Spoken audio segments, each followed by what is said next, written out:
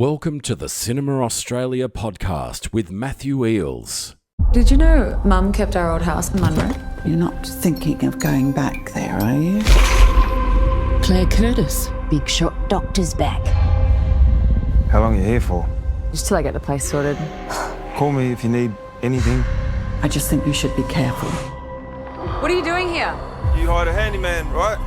Oh, this place is a trip. I just want what's broken fixed so I can sell this place. Yeah, you'd have to stay for a bit longer.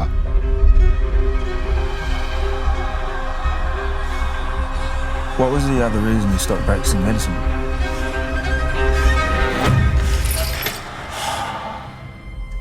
You need to be careful. She's no good for you.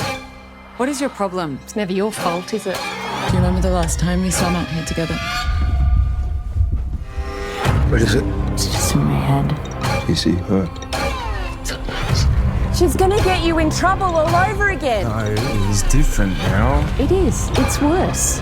I'm in trouble. I don't remember anything. Maybe I'm losing my mind. People imagine things. It's trying to hurt me. Please stop! I saw it.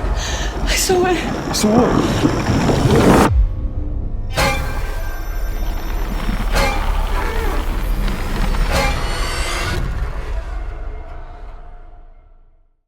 That's the trailer for Proclivitas. Hello and welcome to the Cinema Australia podcast. My name is Matthew Eels. Just a very quick intro here because we go into a lot of detail throughout the recording of this episode. Proclivitas writer and director Miley Tennecliffe is my guest on this episode, which was recorded with a live audience as part of the WA Made Film Festival, where Proclivitas recently celebrated its WA premiere. Some listeners might remember I did a similar episode this time last year with We Bury the Dead director Zach Hilditch. This one was a really fun episode to record, and I'd like to give a special shout out to the audience who attended this recording on the day and for asking some great questions which listeners will be able to hear towards the end of the episode. A quick thank you to Kate Zaparovich as well, the film's producer. Kate was also in the audience, and she adds some additional special comments throughout this interview, which was really great actually. Proclivitas follows Clare, played by Rose Riley, a recovering addict returning to her hometown to sell her deceased mother's home, where she reunites with former flame Jerry, played by George Mason, and battles a demonic presence. Proclivitas is in cinemas around Australia from March 19, and I recommend anyone who's a fan of horror or thrillers or just darker supernatural films, go and check this one out. You won't regret it. Anyway, enjoy. So I was first introduced to Miley at Next Gen, which was an earlier version of WA Made, held at the Backlot. It was a very small little screening of films. And the film that really caught my eye that Miley had made was called Love in a Disabled Toilet, which was a neat little comedy. And I was so impressed by it, but mostly your performance in that film as well. Thank you. Yes. Since then, Miley's gone on to write and direct for television and film and other mediums. Miley, thanks for joining the Cinema Australia podcast. Oh, thank you so much for having me. How about a round of applause for Miley, thanks. Proclivitas celebrated its WA premiere on Thursday at this festival. How was that experience for you? Oh, it was really special actually. There's nothing like a WA film community. I've been over east, I've been overseas, and I think Thursday night actually reminded me why I stay in WA. Yes. Just the love and support, and like people like you, Matt, who I've known throughout my careers. A lot of people were there in the early days, so it just I almost cried a couple of times. Yes. I hear from other states that it can be quite a competitive industry in particular states, especially Melbourne. I hear that quite a bit. Do you find WA to be a competitive state, or is everyone friendly enough and willing to help each other out? Yeah, it's hard because I always feel like an outsider in other states, so I don't have the perspective of, having grown up in Melbourne or Sydney. I do find them quite competitive and to get in, but that also may be because I'm an outsider. Yes. Yeah. I think, well, I know that there's a really strong community of support amongst peers at all different levels. Like, you kind of have your classes that rise up, like the people who all get the elevates at the same time, and then those people, like, we were all competing for West Coast Visions around the same time, and but I don't know if people realise, but we all like share scripts and early cuts of the film with each other, and support each other creatively. So it's like I hope I get the funding, but if you do, that's incredible. Yes. Like, and we're happy for each other. Yeah, I do want to ask you a bit about West Coast Visions a bit later, but before we get into talking about the film itself, I want to go back to the early beginnings of your career, as I do with this podcast. Where did you grow up? Fremantle. I am fifth generation Fremantleian. Yeah. So that's very much in my bones and DNA. Were you a film goer from early on? Oh, yeah. I mean, my parents were massive film buffs, and so much so the only music we really had in the house was soundtrack music. Really? Like, we had the best love songs from the movies and all sorts of stuff. So my appreciation for music actually came through film score. Yes. They used to... I remember probably seeing Terminator way too early because they let me watch the sex parts, but they covered my eyes when he shot up the police station. Was it a creative environment that you grew up in? Were your parents encouraging of the arts? They're very encouraging, but both academics. They're both psychologists. Mum was working as a child psychologist, and Dad had actually been a teacher and then a school principal, and he had gone back to become a psychologist when I was very young, and so I've just known them to be like running training courses and setting up programs in mental health my whole life. But at the same time, my dad would tell you that he won the Best Supporting Actor for his role in The Importance of Being Earnest at the Interschools theatre competition in 1960-something. He'd love to tell you that story if you ever meet him. So they were always really encouraging of me going the career that I want. And I think they tried to make me stick out a degree. Yes. But they could see that I'm a better learner when I just go do. So I think that was a big thing for them, that I didn't finish my degree. Yes. But they also trusted that I knew my path and what I was doing. Was there a particular moment growing up where you realised that this was the career that you wanted to get into?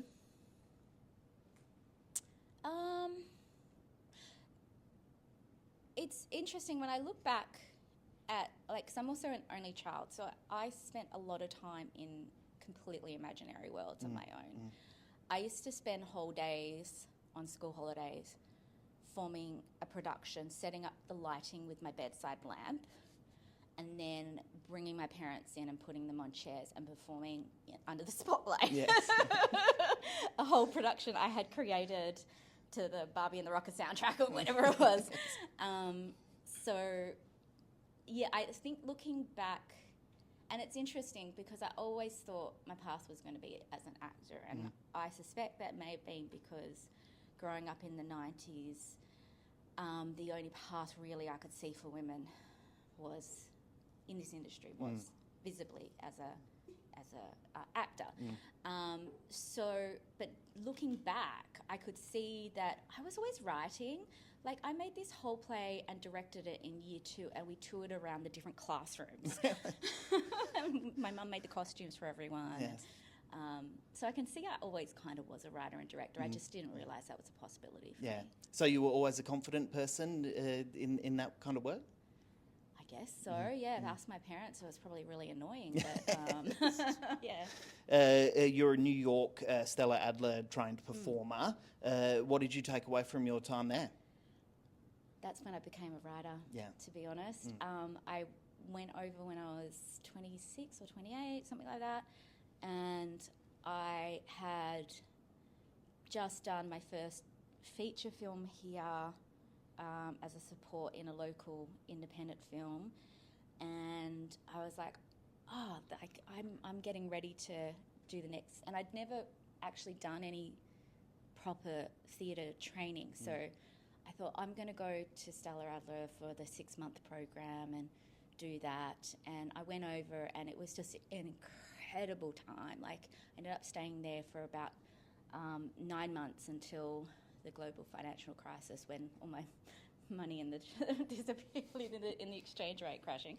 But during that time, I did a once or twice a week course at Labyrinth Theatre Company, which was run by Philip Seymour Hoffman at the time, and that's where like Sam Rockwell and all these incredible independent, it's the Latino actors, something. So it's a lot of incredible Latino stars who are working and winning awards in America right now came out of that and were there while I was there. And I remember I did this one masterclass where it was by an artist called Ron Cephas Jones, who encouraged us to write a scene for someone else in the class. Right. And then it was like this light bulb went off, because I had always looked at any writing I'd done of like, how could I do it? I'd always written for me. And then to write for someone else, like, it opened up this whole other sphere for me, where I wasn't the centre of attention, so I didn't need to worry about anything to do with vanity or like how it's going to look good. Yes. It was like I just needed to worry about what the character was and the story was. And from that scene, I started writing a story that would become my first script, called The Story of Lola and Lewis, which I remember blindly submitting it for Screen West funding when Kate was working there at the time, and she read it and she called me up afterwards about it. And when I directed my first short film in 2013, I was like, what's the story I wanted to tell? I was like, I really want to tell a shortened version of this. So that's Lola and Lewis. So the first film I ever directed was a kind of pain-filled romantic drama. Yes. Is there more acting in your future, would you say? Is it something you'd want to do again? Oh, look, if someone's got a great role for me, I wouldn't, necessarily say no. But in terms of writing roles for myself, I've just slowly... I started to do that a lot when I was directing stuff, and then it just became annoying to have to break my director focus to then go perform. Yes. So I think that's when I realised that I don't need to be doing that. You'd done some work in theatre, as you were just saying. Yeah. Did you have a preference over theatre and film? Why did you settle on film eventually? Theatre was just more accessible. Yeah. Especially in Perth in the early 2000s. So, I did a lot of local theatre before I started doing a bit more like the indie, like Blue Room type theatre. But I think once I got into film, I'm a visual person, and I love to be able to craft the whole look of the shot and spend that time getting it right and all those elements. And I love what editing can do to a story. Like, editing's part of my favourite. One of my favourite parts of the process. Yes. Yeah. Probably more so than the writing. Yeah. Because then it's moulding clay at that point. You don't have to find the clay. Yes. Would you say that your theatre work shaped your approach to filmmaking and directing in any way? In terms of working with the actors, absolutely. A lot of the rehearsal process when you're preparing for a play is not just about blocking and learning the lines. It's about building that relationship between the actors, and at least that's what I was trying to do when I was an actor. So for me, especially when you have characters that are meant to have such an intense backstory off screen, you really want to spend a bit of time making sure they've got whatever they need to be able to create that. I know IMDb isn't always the most accurate. According to IMDb, your first film was Love in a Disabled Toilet, which you wrote and starred in, and it was directed by Ruben Pracus. What are some of your memories from making that film? Yeah, it's not technically my first film. No. We did this film called Barnsley's Numbers first that took 10 years to get finished because I funded it myself. Yeah. And, it was that was a big learning curve. I didn't direct that one though. But having made that allowed us to get on the radar of Screen West, to apply for some, I think it was called Elevate funding back then. It was when it was at FTI actually. And I had met a producer called Jess Black who knew Ruben, and he had just had a film at Tropfest, so he was like a big deal. So we were like, okay, so if we put this together with this, like it might get some funding. So we did, and we got 10 grand to go make it, and it was cool. Like they matched us up with Pete Templeman as a script editor. I was producing on that as well, so all the mistakes I'd made on my first film, I could, foresee a little bit more on how to be a bit more efficient as a producer. Yeah. And I think the funnest thing about that one was that Ruben wanted to make a set for the toilet, which was the most practical way of doing it. And beautiful Hallie at Film Bites let us use their studio space there to be able to shoot there. And so our art department, on a budget of practically nothing, made this enclosed toilet space. But something he wanted to do was create the effect of claustrophobia as it goes on, because the premise is it's about a woman who gets locked in a toilet with her ex-boyfriend and his new girlfriend. It's like, and you just want to get out of there, but you can't. So throughout the film, we would slowly move the walls in, and then at the moment of realization and catharsis to the character, we swiftly move the walls out, which mimicked the effect of a camera pulling away, but we were able to keep me, the character, steady in frame and have that effect pulling out, which I just thought that was really cool. Yes, it's such a great film. If anyone can find it online, I recommend checking it out. So you didn't direct your first short film until Lola and Lewis. Why was that the right moment for you to move into directing? Okay, no offense to Ruben, I love him, but I was in my 30s at that point, and I was starting to write more mature stories, and I worked with another 20-something male director, and I was like, I need a female director who understands my stories to direct the next thing. And I remember every female director in Perth I could find. I met up with Miranda Edmonds, and I was trying to meet up with Clare McCarthy, because she was around at the time, and I just couldn't find many. There seemed to be this massive gap. There was either film student female directors coming through, which is great because they're all coming out now, or there was ones who were going away from WA and working. Yeah. And so I just thought, I think I need to do it myself. And Jess, at the time, I continued to work with her at a couple of things. She was very supportive of that. So, just jumped in. You wrote and directed 2 more comedies following Lola and Lewis. They were Calling and Molly and Cara. Then you shifted back into more dramatic territory with In Australia, which follows a young woman escaping an abusive household. It's quite an intense film. It's actually almost like a horror film, really. It's that intense. Talk to us a bit about the film and the impact it had on yourself and audiences, because it almost plays a bit like a social awareness campaign in a way. It's incredible. Yeah.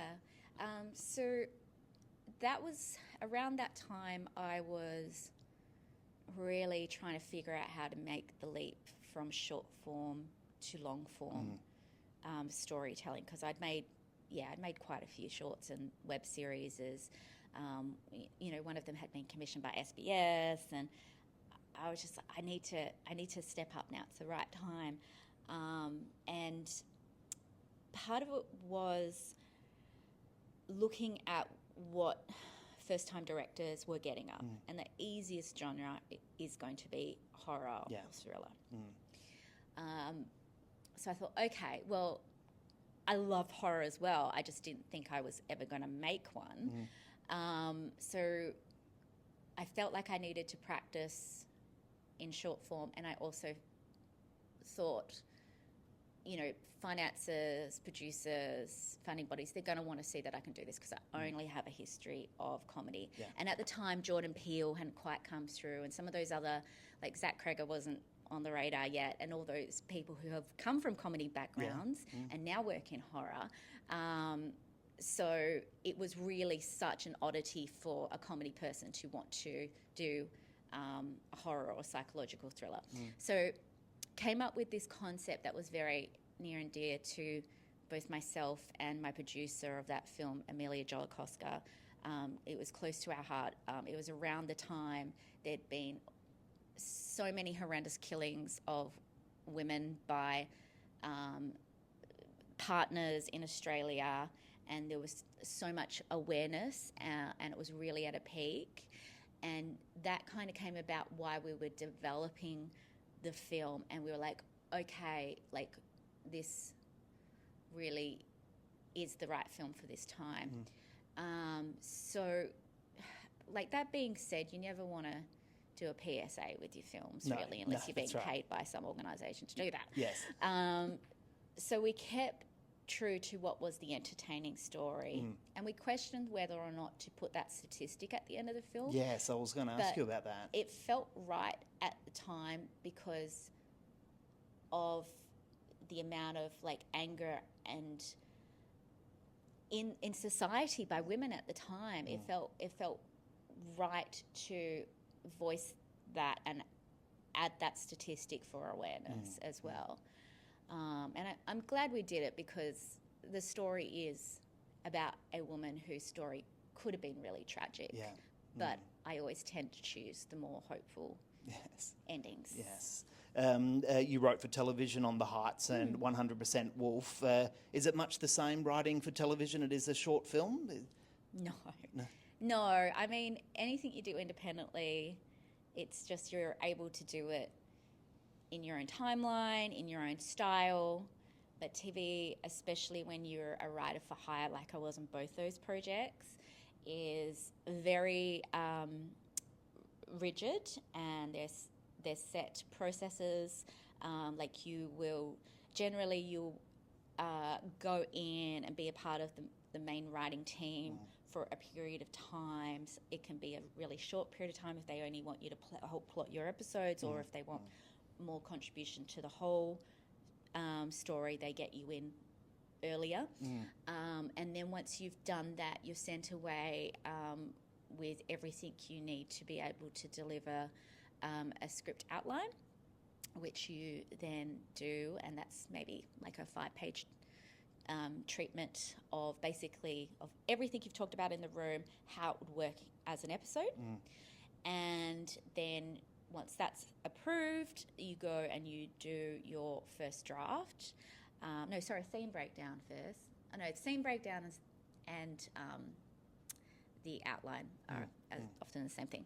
Then you go do your first draft, and then you get notes for that, and then you do a second draft, and then you may do a polish if needed. And sometimes they're like, okay, we've had notes from network and we need to change all these things. So sometimes they come back to you to do it, sometimes not. But I really enjoy it because I don't have the pressure of maintaining the story as a whole and questioning whether everything's going to work. I just need to focus on my characters for my episodes. And like 100% Wolf in particular was like, this is why I came back for the second series. It's so fun because you get to write in explosions and car chases because it's animation that I'm not at the level of filmmaking where I can put a car explosion and chase in my work at the moment. So to have the freedom to be able to do that is great. Does it lack a sense of ownership when you're writing a TV episode? Oh, look, yes and no. Like, it's not... You are working towards somebody else's vision. So I'm very clear on I need to find a way to make what they want work. Within that, in order to do my best work, I need to channel that through who I am as a writer. Yes. So it's not just about,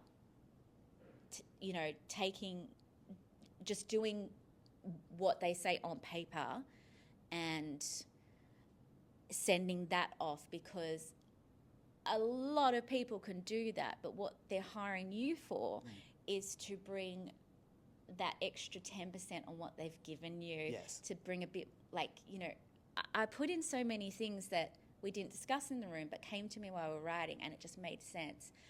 And they've loved that. And if they don't, they can just take it out. It's just about giving them options. It's like an actor, you give offerings. You don't just go in and say the lines. You channel it through yourself and... Yeah. So let's move on to Proclivitas. A fantastic film. This is your first feature film, obviously, as writer and director. Talk to us a bit about the origins of Proclivitas and how it came about. Yeah. So when I was looking at ideas of what my feature could be, I have a little folder of just ideas, and they can be anything from 5 pages of musings to just a one line. And Kate and I had been, my producer Kate Sparovich and I had been talking for quite some time. Like, she kept going, I'm going to produce your first feature one day, like for years. I was like, okay, yeah, we'll see. And then it was around COVID time. We met up and it just felt like the right time. So I brought to her 3 ideas. One was a horror, but I was still kind of nervous about calling myself a horror director. So I brought in a rom-com and a drama as well. And she went for the horror. And all it was at the time was a couple, they were already together, with a lot of trauma between them, had inherited a house after her mother passes away. And going out there to renovate the house, the issues start to arise. So it was really similar. It was just there was that structural difference between the couple in that early stage. And This might be more of a question for Kate, actually, now that I'm thinking about it, but horror is obviously a very popular genre at the moment.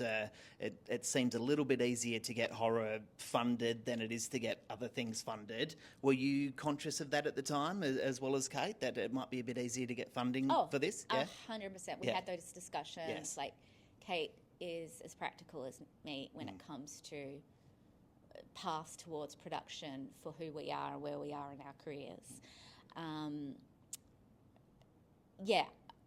There's a history, especially in the last few years, of especially female directors being able to get up quite well-regarded horror films. Like, you've got Jennifer Kent, you've got Natalie Erica James, amongst many, many others.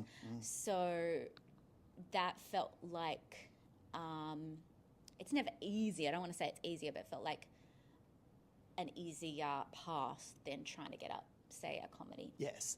I don't want to get too political here, and you can be as honest as you want with this next question. And also apologies to the younger people in the audience as well for some of the language here.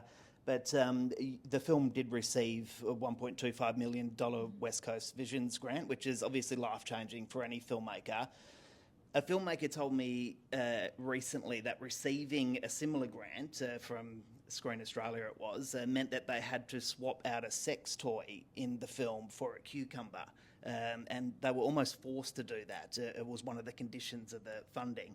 And another filmmaker told me that they were required to make a heterosexual couple a gay couple.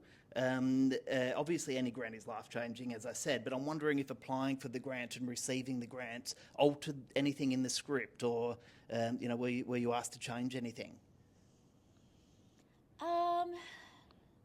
You looked a bit shocked. I mean, that feels a bit like overreach. Look, so when you get money from Screen West, and I've had several grants for stuff over the years, so I have some experience in what their feedback is. The only thing you can't really do is put them in disrepute with their funders. That's why you won't see a politically critical movie about mining companies come out of WA. But they are not producers on the project. They can't come in and say, you need to change this specifically or you're not getting the money. Yes. They can say, in a sense, in the lead up to deciding who gets it, look, this is going to make you more competitive. Right. They don't really do that much, but the one thing that I got pushed back was in Australia when they were uncomfortable because we had, I don't know whether I should say this, they have concerns, and it's protecting the filmmaker as well, if it's going to put the filmmaker in a situation where they may come across as un-PC and compromised and maybe unaware, and it's not, they would never encourage anything that's going to promote racism or anything against their values. Yes, yeah. In terms of sexually charged ones, I don't know the specifics. I wonder if that came as a suggestion. Yes. Or a loaded suggestion, or yes. I don't know. I just find that of all the people who are going to be having a say in what you can do in your script, the funding bodies are give the least pressure of that, because you're going to have producers, you're going to have finances, you're going to have distributors and sales agents, and everyone's going to have a really strong opinion on what you can do, because they need to be able to sell it. And if they don't think there's a creative choice in there, if they think there's a creative choice in there that's going to impact how they can sell the film, then they will have a say. You're listening to the Cinema Australia podcast on SoundCloud, Spotify, Apple Podcasts, or at cinemaaustralia.com.au. As any filmmaker would be, how much anxiety was there going into directing Proclivitas, and how long did that anxiety last for and until it restarted? Matt, I've had anxiety my whole life, so I don't know whether it started then. No, I just meant about the film itself. No. So we'd submitted for West Coast Visions the year before, and I don't think we were ready then either. And the disappointment of not getting it, and the time in that year between when we did get it, it made me feel a lot more confident. It gave us time to work on the script a bit more, to get more market attachments in place, and give me time to start. I started prepping for the film before we'd even finance, and I'm so glad I did, because I still didn't have enough time in pre-production. Yes, no one does. No. So I feel like going into this film, even though I'd made so many things, I had no idea what I was doing. So I just leapt. And I was surrounded by a bunch of people who, while a lot of them were getting their first credit in a head role, are still very extremely experienced. The crews you work with in WA are constantly working, and they're constantly working with each other. I, as the director, stepping in and the outsider to these crews, which is strange, because then I have to come in and lead them when they know what they're doing. But I felt like I was in such safe hands, and there was I really appreciated working with a crew who there was nobody there who was a stick in the mud, who was like, this is the way that you have to do things. Many ways it felt like we were reinventing the wheel, which is what we wanted that feeling to be, because we wanted everyone to take risks. Because the worst thing that can happen is it doesn't work. But like we'll be able to, you know, cover people if it doesn't work at the same time as well. Give these guys a bit of a synopsis of the film, because not many people here have seen it. So just let them know what it's about. Yeah, so it's a supernatural love story about a woman, a doctor with she's a former addict that we come to learn, and her mother passes away very tragically, and she returns to her hometown to go sort out the childhood house that she grew up in, and runs into her teenage sweetheart, and it's very clear that their feelings are still there, and as they begin to reconnect, and she begins to remember some of the reasons why she left the town in the first place, her addiction begins to return, and it begins to manifest as an actual demon trying to possess her. Yeah, it's an incredible and complex examination of trauma, confronting grief and addiction, as you've just mentioned. They all kind of go hand in hand. How much fun did you have revealing this character throughout the writing process? Yeah, I mean, she's a prickly one, Claire. She was always very clear to me. Like, there's so much of me in her. Like, I knew who she was instantly. I think with her, we got that classic feedback so many times of she's just not likeable in different incarnations. But our aim was never to make a character that was likeable, but a character that was empathetic. So, because it's still important, you still need to want to go on the journey with them, even if it's just to watch a car crash in slow motion. Yeah. Rose Riley plays Clare in the film, and she's fantastic. Yes. One of my favourite things about the film. Not only are you the director, but you're also a spectator with the best seat in the house. As an actor yourself, what was it like for you to watch Rose perform here? Breaking news, I'm in love with Rose Riley. She is just a director's perfect actor. She came in kind of last minute to the whole process, because it's just the way, you know, casting goes. You know, sometimes attachments come and go, and we were just so fortunate to meet her, and she was able to take time out of her schedule exactly when we needed to shoot, and I got her into a week's rehearsal with George Mason, who was playing Jerry, and instantly was just like, oh, okay, she's really smart, she's really thoughtful, she's exactly the character.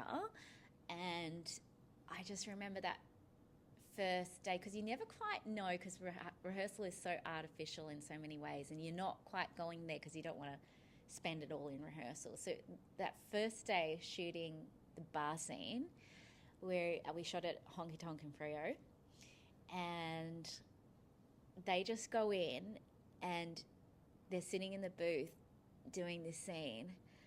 And I remember turning to Kate. I was at the monitor. I turned to Kate. I was like, "Are you watching this?" I said, "Are you effing watching this?" Because it was suddenly like, Claire's here. Claire has arrived. She just embraced it. And Rose is an incredible actress, because she is trained, and she is so practiced at what she does, she can turn it on and off like a switch.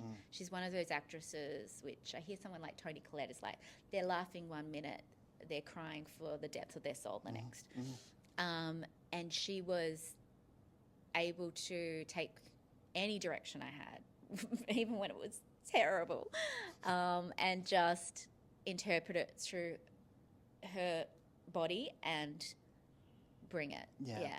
How did you find balancing the emotional plausibility of this character with the more supernatural elements of the film? Yeah, it was interesting. We had that discussion both with George and Rose. Very early on, they were asking me questions about, you know, how much do we need to acknowledge the monster and that this is supernatural, and even like how much do we need to appear intoxicated, because so much of the intoxication is portrayed as possession rather than traditional intoxication. And we just all decided, and it's something that I always wanted to do with this, is just it needs to be grounded in who they are as people and their relationship. And they did that. They focused on each other.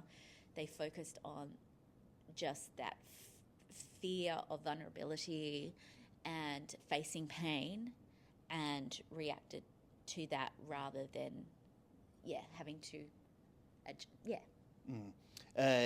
George Mason was recently in the binge series run. He's turning into quite the actor. Yes. And one of our staff members, Chloe, was also in the film as well. Yes. And yes, Chloe played the younger version of Clare. Yeah. And James Rock was the young Jerry. Was there an interesting casting decision behind James? Yeah, it was. So even before we were fully financed, I think, I was starting to look at who was going to be cast. And I was really nervous about casting the younger versions, because it's hit and miss in a lot of films, and you have to suspend so much disbelief. And I just didn't think we could get them to play themselves as younger. They just, because they look older. Yes. So the question was, are there believable younger versions out there who are also incredible actors? Like, they have to be. They have only a few scenes, but they are full on. So I started looking about, and when I was looking at the younger guys in Perth, immediately you'd get rid of anyone who doesn't look like they could be. We had another actor attached at the time, so I was kind of casting towards that. And that's when James came across, and he just had this show reel that had some real beautiful moments of authenticity and vulnerability, and that kind of, I could see the Jerry character in there. And so just put him on hold for a little bit, because we needed to, fully confirm who our Jerry was going to be. And then when George came in, I went back to looking at James, and I was like, oh my God, he looks even more like George than he did the other character. Yes. And then they both came into the office, and it was like these twins were walking side by side. That's fantastic. Was there a particular reason that you chose Mundaring as the location? Yeah, it was always designed, we needed a small town feel, and that meant going out to, we looked at doing it regionally and actually moving the whole crew, and it was a budgetary decision to remain within the city. So we're very lucky that we have incredible rural looking sceneries and places to film very close to the city. So we were looking in all that area, and Mundaring was quite a film friendly place, I believe, to film in. And we so this is Kate's incredible find of back when I'm looking at actors. She's going, oh my gosh, is there even a house that has all these elements that we need? Like, I wrote an undersection of into the script, and we don't really have undersections of houses here in WA. So she was on realestate.com every weekend for 6 months looking up houses. She finds this house for sale, and it's just perfect. It has all the elements that we need, like every single one, and it looks incredible. But once again, we weren't even financed, so she had to put that one aside. And so then, like 6 months or 8 months later, when we did get financing, she went and had a look at this house, and it had been sold. So we're like, oh God. So our locations person, she approached the homeowners, and they just moved in and were planning to do some renos, and they were like, yeah, sure, go for it. And so they let us rip up their floors and paint their walls and enclose their underneath and everything. That was wonderful. Did the community get involved at all in Mundaring in any way? Not hugely. We did shoot a pharmacy in Mundaring and the sports club. So, yeah, in that sense, like, we did, we showcased the community through several of the locations. I've just got a few more questions here. You've known producer Kate for a long time now. What made Kate the right person for this job, and what was it like working with her in a producing capacity? So I'm pretty determined as a person and persistent, and what I needed was someone who could recognise how hard it was going to be to get a film up with a first-time feature director, and who was willing to do it. Yeah. And Kate is probably the most persistent, determined producer that I know, and I knew at the time in WA. So, and she's proven herself time and time again. Like, the number of times her catchphrase is, "I'm quitting. I'm quitting." It used to be, "I'm going to be a travel agent," but then COVID happened, so now she's going to go drive trucks or something.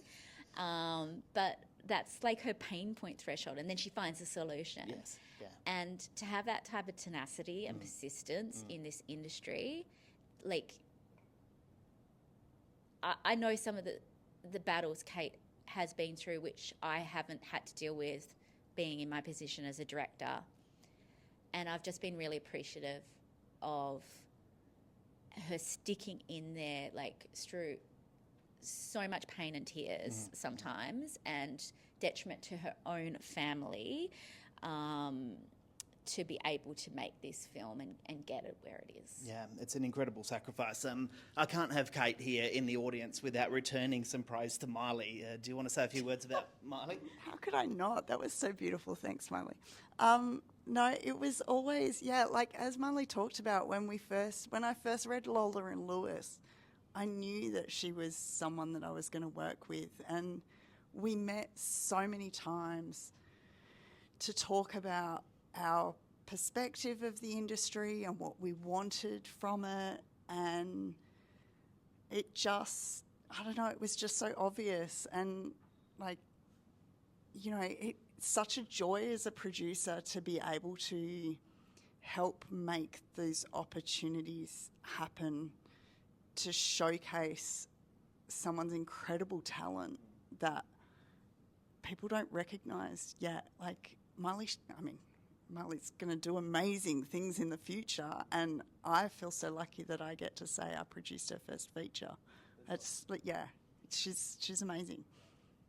A lot of filmmakers listen to this podcast who are starting out in their careers, and I'm sure that they'd love to know a little bit more about the film festival submission process. I mean, so many people think all they have to do is make a film, submit it to a festival, and bang, they're in. But it's not often the case. Can you talk to us a bit about navigating that film festival submission process and the circuit? Yeah, I think what I've learned is that short films and feature films, entering them into festivals, are different beasts in many ways. The short films we just blindly submitted to festivals, and you get a yay or a nay. This is my perspective. I feel like festivals are very much who you know a lot of the time, especially the top 5 to 10 of them, and it's hard when so many of these festivals started out as discovery places for new filmmakers, and now the bar is so high and there's so many films being made. I can see the temptation is to go for the film that's got the biggest star or the biggest element. Like, they also need to draw in audiences. It's their businesses at the end of the day. And press as well, I suppose, the press interest. Yes, yes. And, you know, I grew up in this industry with a very singular, almost pathway of how you become a successful director, and that includes making a smash hit feature film your first time, and getting into a big festival, and then having people come and knock down your door. Yeah. That was a really tangible, well, not tangible, but like that was a really clear path for so long. And things have been in such flux the last few years that I think every filmmaker needs to question whether their film is a film festival type of project. And you can save yourself a lot of heartache and tears and money as well, by recognising there might be a different path for your film. And it doesn't make you any less of a prestigious filmmaker if you make something that goes straight to streaming. Yes. You have to figure out what your goals are. Are you there to have a career, to just, you know, have an income so you can make your next film? Are you there purely for the art? Once you figure out what your goals are, you can kind of work out what is the more suitable path for you. Yes. In terms of festivals, I feel like the attitude is that's really nice, but you have to, unless you get like the buzz of the festival, it's almost not going to do a heap for you. Yes. And to get that requires so many elements that a lot of filmmakers are never going to have for their first film.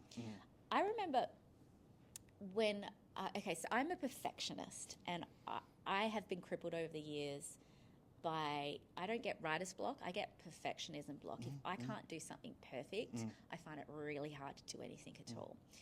And the pressure leading towards doing the first film, because the filmmakers you hear about and you idolise and you look up to have made their first film are often the ones that have risen above the pack and made some noise, and you don't see the rest of these filmmakers who are hardworking, making careers just below them.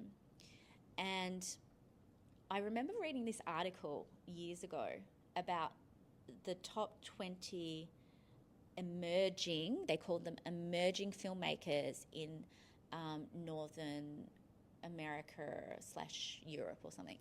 And these were all filmmakers. The minimum they had done was make one feature film. A lot of them were up to 5 feature films, and they were still considered emerging / learning. And something clicked in my head was that this is an unrealistic pressure to be able to knock things out of the park.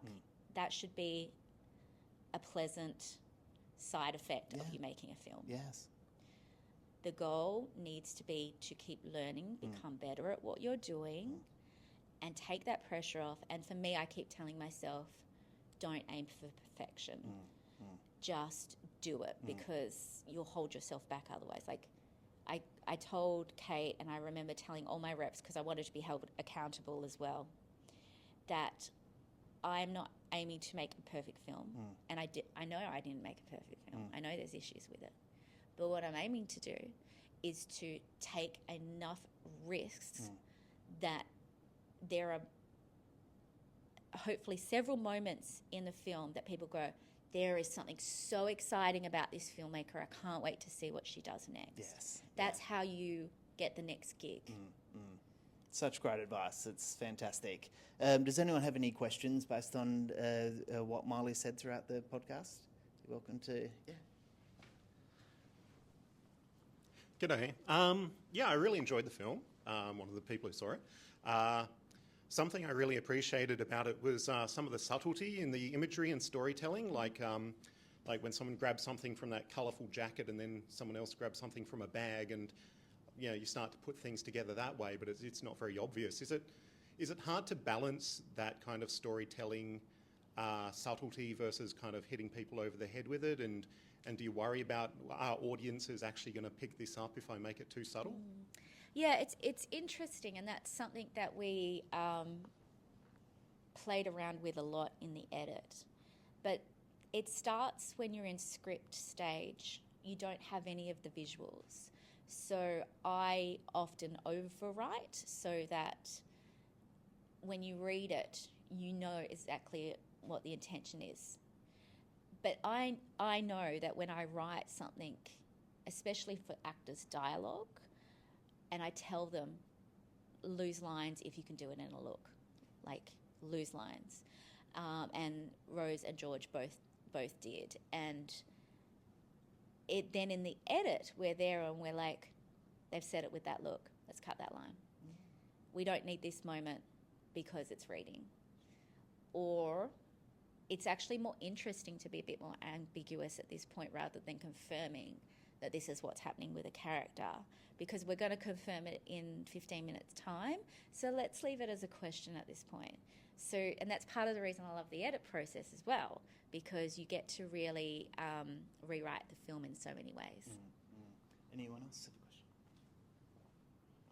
So you've credited Jess Tran as the art director.